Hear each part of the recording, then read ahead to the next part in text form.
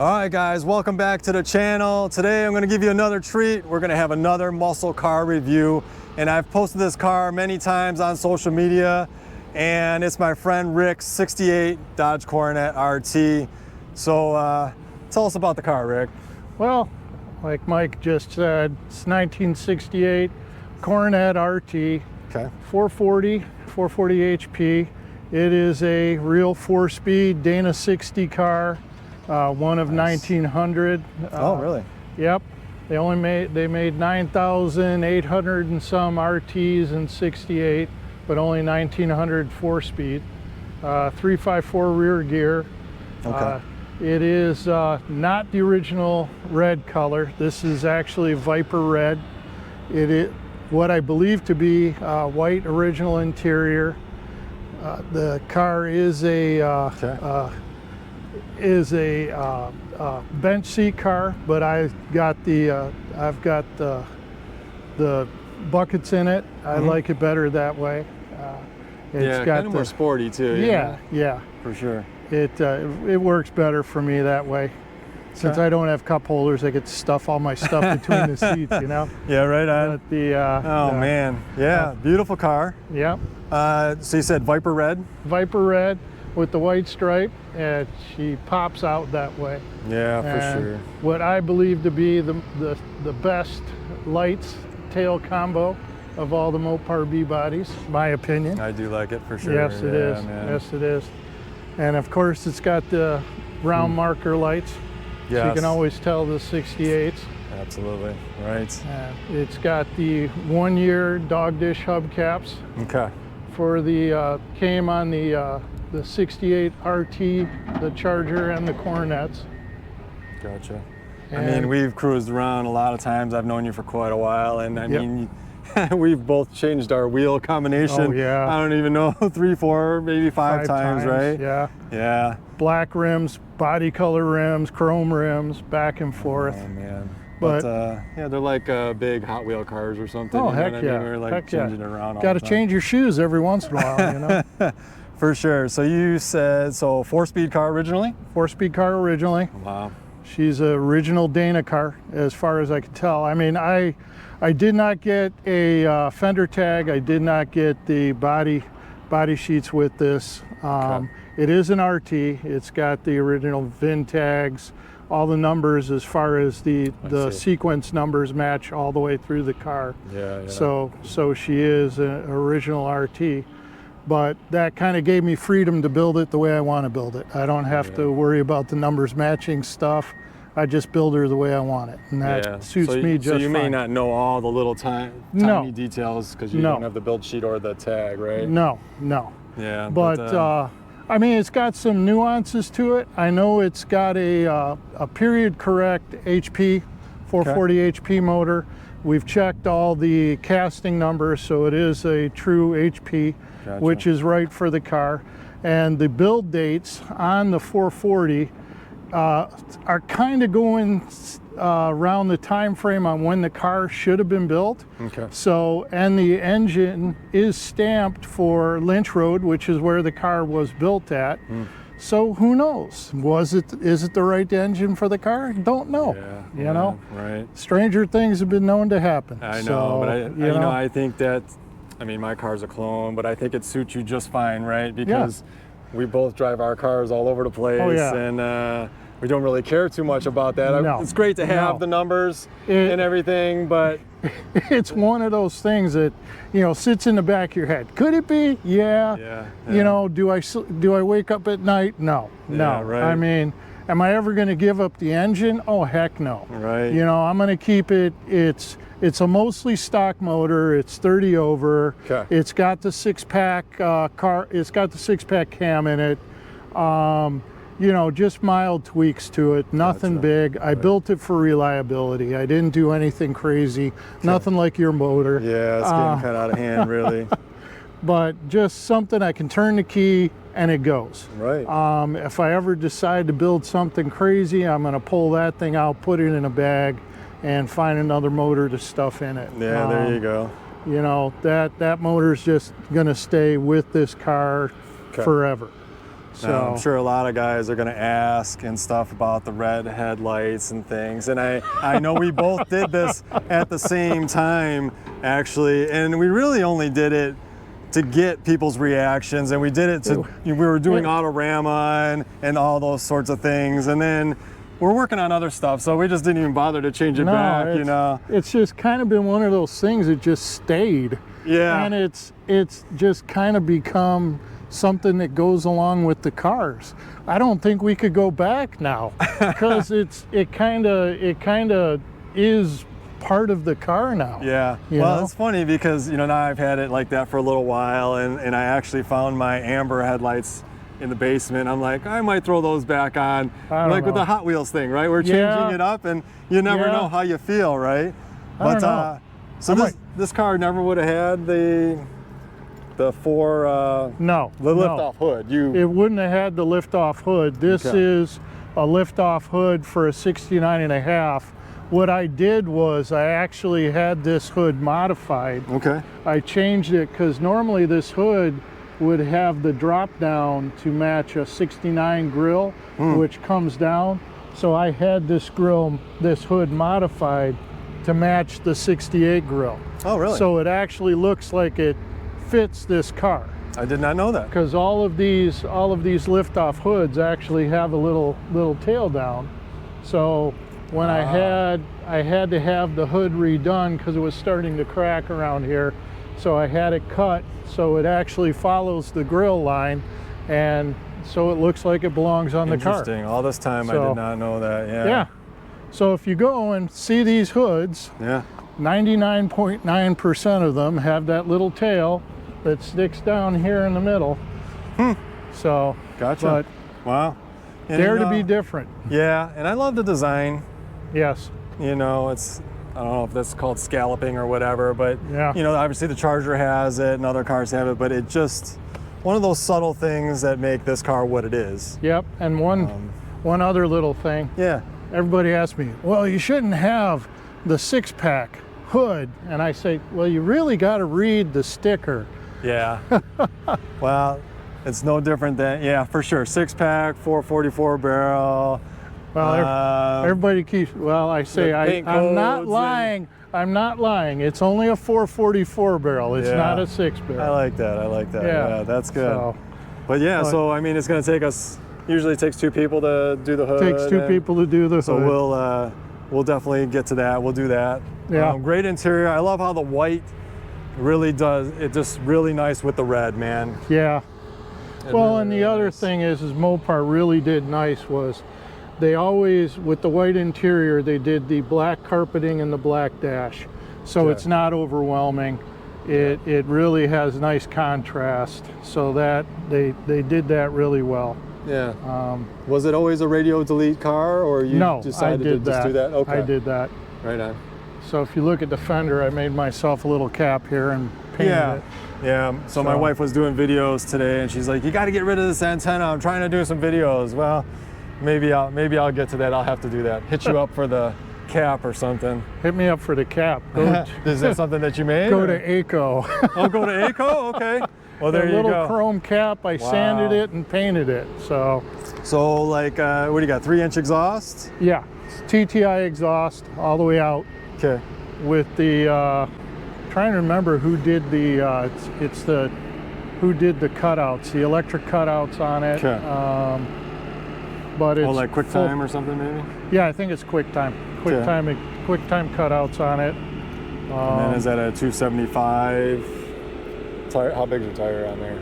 That's 295. 295. 295. Okay, so a little bit bigger. It looked a little bigger than mine. It's the 295 is the largest tire you can fit on the 8-inch rim. And I know, people are going to go, oh, you shouldn't have that wide of a tire, but I kind of like the way it looks. The little bulge on it. It looks, it looks good, man. Yeah, this killer car. Yeah. Wow. And I love seeing it rolling down the road. And we're going to take it for a ride?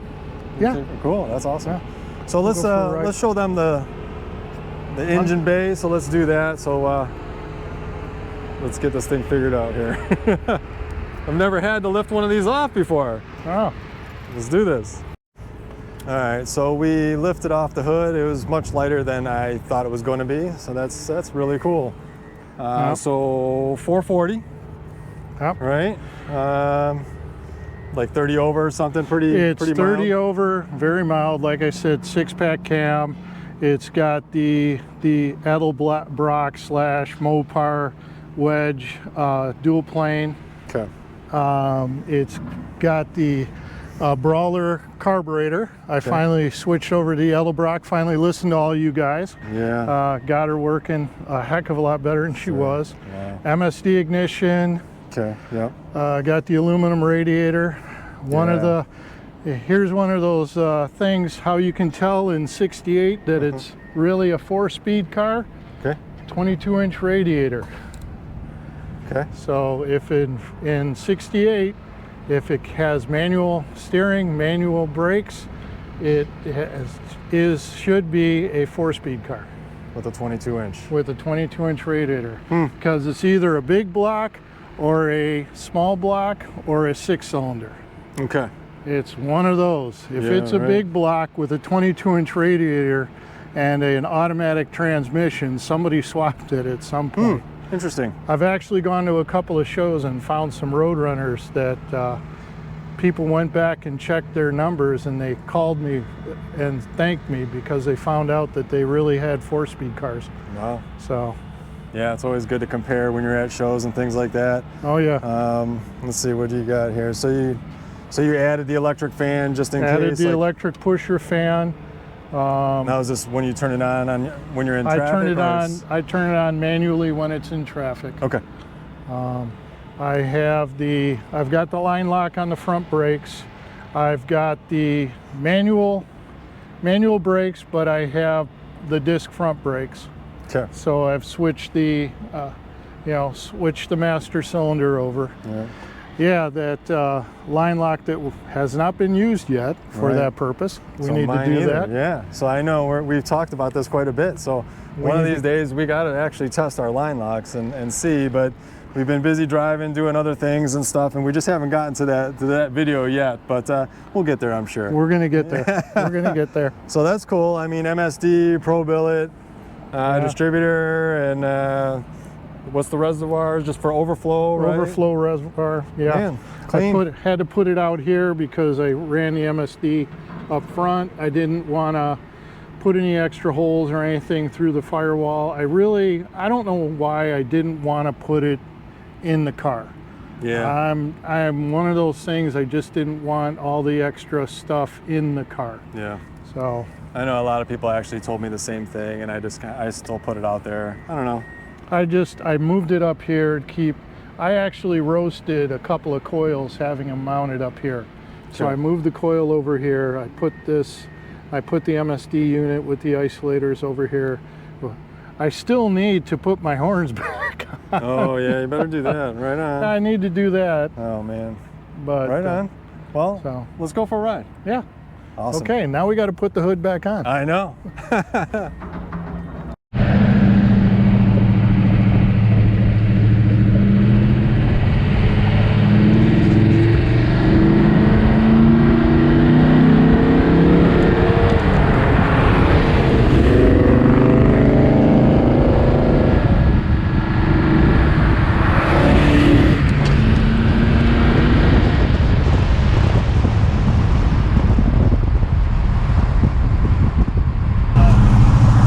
We went through some struggles, and but finally they put her back together again. But I think the final total was just over 18 grand to put her back together again. Yeah. So I mean, what hit you? A Hyundai. A Hyundai hit you, huh? A Hyundai went under the ass end at 50 miles an hour. Wow. And the only thing that saved the gal's life in the car was when I got out of the car to wave people off, I left it in neutral. Yeah. She went under the ass end, excuse me, she went under the rear and pushed the car a good 150 feet. Wow. And it was a mess.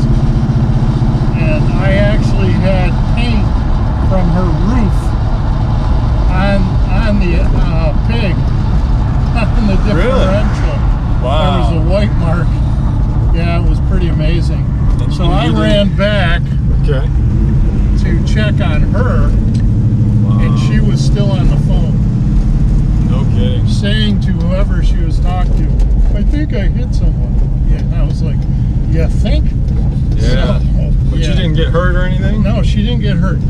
Wow. She didn't get hurt, and luckily people stopped because she was about to get hurt. Yeah. So, Wow. but it took just shy of 13 months to get it put back together again. Wow. Because there's so many one-year parts on the back of the car. The rear deck lid, they had to take two deck lids and cut and piece them together to make one. The amazing part was the rear glass never broke. Huh. She went underneath the rear end and bananaed the rear end up. Oh, I see, yeah. Yeah, it was pretty amazing. Terrible, man. Yeah, remind me someday. I'll show you the pictures. Okay. Because the passenger quarter panel was buckled out so bad that you could see the ground. It was protruding out about a good 1.5 feet. Yeah. It was a mess. Man, that sounds gruesome. Yeah, I couldn't go see the car. My wife had to go take the pictures. I was a mess. You know. Wow, And it's man. amazing that, you know, a lot of people, they're like, it's just a car, and it's really not. Yeah. You know, you get to the point you spend so much time on these things, and but you know. Well, I'm gonna have to agree with you on that. I mean, I know I hit a fire hydrant and I used every cuss word I knew and scared my kids, actually. I mean, I was so upset with myself that happened. But it is really, it's like a piece of your family. I mean, Yeah. they really do become that. I know it's not that way for everybody, Yeah. but definitely for me. Oh yeah. I mean, I built it, so at least my car, you know. And I know you've spent a lot of time on this one. we put a lot of ourselves into these cars. Yeah, A man. lot of time, a lot of energy, and our families put a lot into these things too. You know. Right. You know, I know your family does. You know. Yeah. You take your wife and kids out. My family does. Yep. I know my daughter and my son are going to be fighting over who gets this beast. Right. Eventually. Oh, So man. yeah, having that happen to you is definitely something you don't want to go through. Exactly. So that's another life lesson. Have really good insurance. Yeah, Don't have cheap good out on insurance. that. Right. Hopefully this guy's music doesn't jack up this part of the video, but we'll see. Yeah. Probably will. I'll cut it out. Yeah. See But ya. yeah. So the car sounds like it's running better. We'll see. We're gonna see. Yeah. She's liking life a little bit more. Yeah. Find out here. Oh. Nope.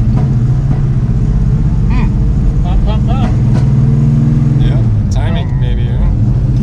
No, it's not the timing. Okay. Like I said, it's that one plug. Okay. So There you go.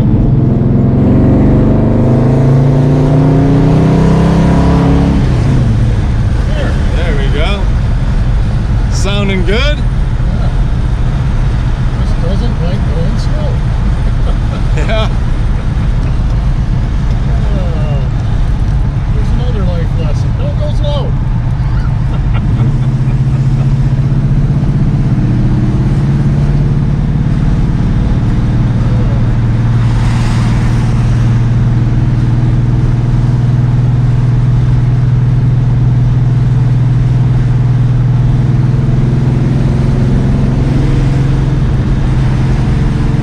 Still a little break even in country there. Yeah.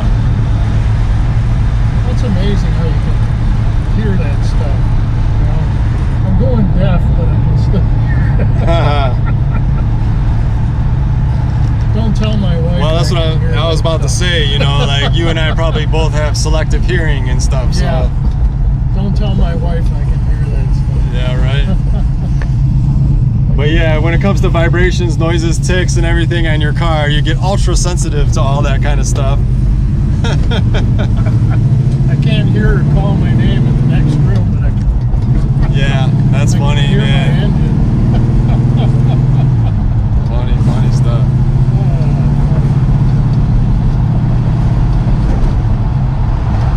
We got an old school Chevy truck. There we go. Rusty but trusty. Yeah, he's a little rusty there. That's all right. That's okay. She's still motoring. That's it, man.